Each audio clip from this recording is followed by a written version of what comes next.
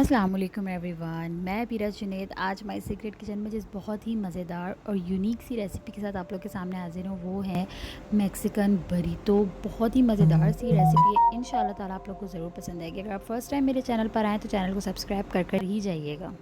सबसे पहला काम आपने ये करना है कि सार क्रीम तैयार करके रख देनी, क्योंकि ये थोड़ा सा ख़मीर होगी, यानी इसको आपने दूध को ख़राब करना है। तो यानी आपने सबसे पहले लेनी है 1 कप क्रीम, कोई सी भी आप ऑल पर्पज़ क्रीम आप यूज़ कर सकते हैं। उसमें मैं डालूँगी 2 table spoon almost lemon juice. सही है, आपने इसमें लेमन जूस शामिल करके इसको अच्छी तरह से मिक्स करना है और 2 से 3 घंटे के लिए रख देना है नॉर्मल रूम टेम्परेचर पर, या आप फ्रिज में भी रख सकते हैं। फिर ये अच्छी सी गाढ़ी हो जाएगी क्रीम। लेकिन अगर आपको बहुत ज़्यादा गाढ़ी लगे तो आप इसमें थोड़ा सा दूध भी शामिल कर सकते हैं। मैंने भी जैसे अभी एकदम इतनी गाढ़ी हो गई है, फिर आप जब इसको छोड़ेंगे तो ये और गाढ़ी हो जाएगी। फिर आप इसमें 2 से 3 चम्मच दूध शामिल करेंगे इसको नॉर्मल कंसिस्टेंसी इसकी करने के लिए। पहला काम आपका हो गया। दूसरा काम है आपने इसका बीफ चिली तैयार करना है। उसके लिए मैंने यहाँ पे लिया ऑलमोस्ट हाफ़ कप मेरे पास कीमा है, बीफ का कीमा। थोड़े से मेरे पास बॉयल राइस है। यहाँ पे मेरे पास एक प्लेट ऑलमोस्ट 400 ग्राम मेरे पास किडनी बीन्स है, रेड किडनी बीन्स, जो कि मेरे फुली बॉयल्ड हैं। साथ ही जा रहा है सराचा सालसा। आप इस जगह टोमेटो पेस्ट भी यूज़ कर सकते हैं। मैंने तकरीबन 4 से 5 चम्मच ये लिया है।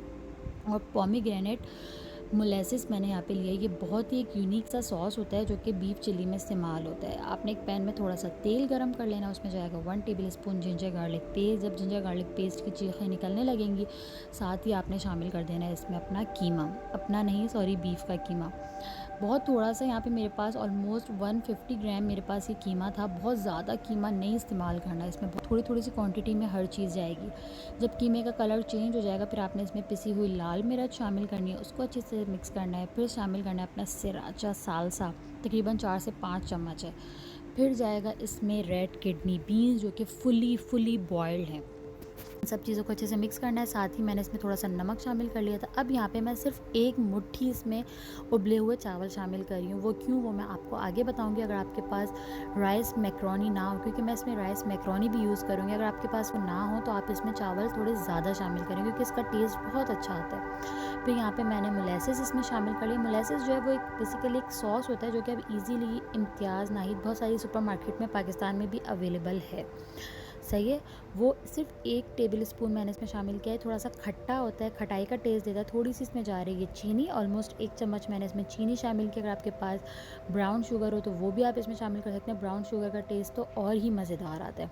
फिर इन सब चीज़ों को आपने अच्छे से मिक्स करना है और फिर जो हमारे पास हैंड मिक्सचर होता है उसकी मदद से थोड़ा सा इन सब चीज़ों को घोट लेना है कि जो हमारी दाल और चावल है, यानी लाल लोबी और चावल, वो साबुत साबुत नज़र ना आए, वो अच्छी तरह से मैश हो जाए।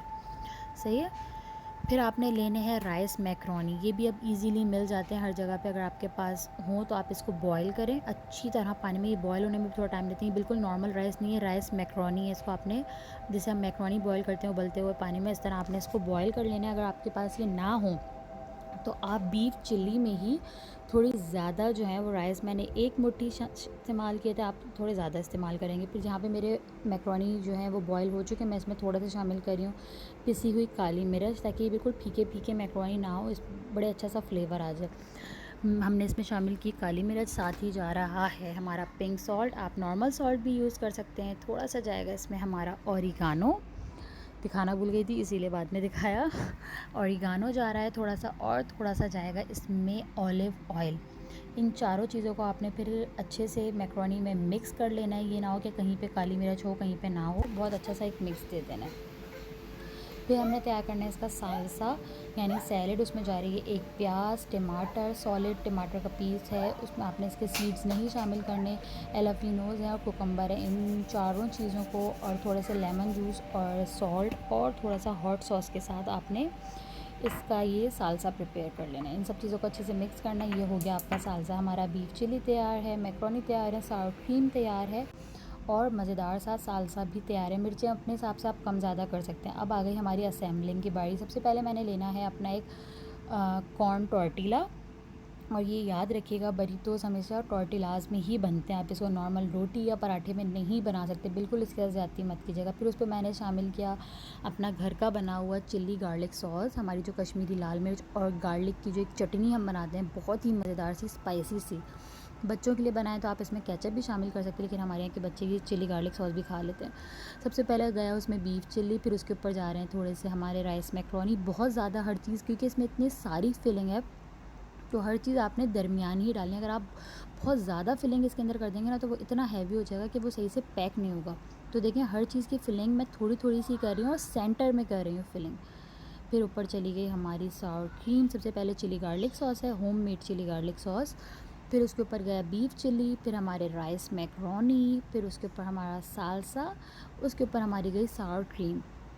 फिर इसके ऊपर मैं ये एडिशनल है थोड़ा सा चीज़ भी शामिल कर रही हूँ। अगर आपके पास हो तो आप ज़रूर शामिल कीजिएगा, नहीं हो तो आप स्किप कर सकते हैं।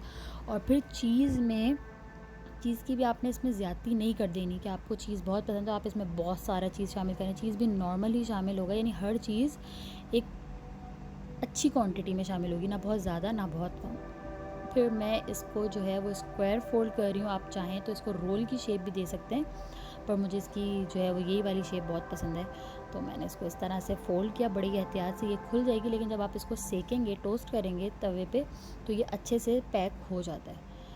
सही है, हमने बड़ी एहतियात से इसको जो है वो चकोर डब्बा बना के, मैं इसको थोड़ी सी देर के लिए ना, मैंने हर बरीतो को बना के छोड़ दिया था 5 मिनट के लिए इस तरह उल्टा करके। फिर मैंने हल्का सा अपना जो पैन होता है, तवा हमारा, मैंने उसको मक्खन से ग्रीस किया, या आप तेल से कर सकते हैं, और दोनों तरफ से आपने इसको 5-5-10 मिनट के लिए सेक लेना है।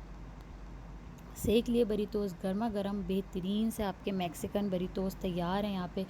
बहुत ही जूसी, बहुत ही हैवी ये डिश होती है, और इंशाल्लाह ताला आप लोग को ये ज़रूर ज़रूर ज़रूर पसंद आएगी, क्योंकि ये थोड़ी सी डिफरेंट, जब हम नॉर्मल खाने, जैसे हम नॉर्मल सी चीज़ें खा खा के थक जाते हैं तो आपको कुछ अलग खाने का दिल चाहता है, तो आप लोग ये ज़रूर ट्राई कीजिएगा और चैनल को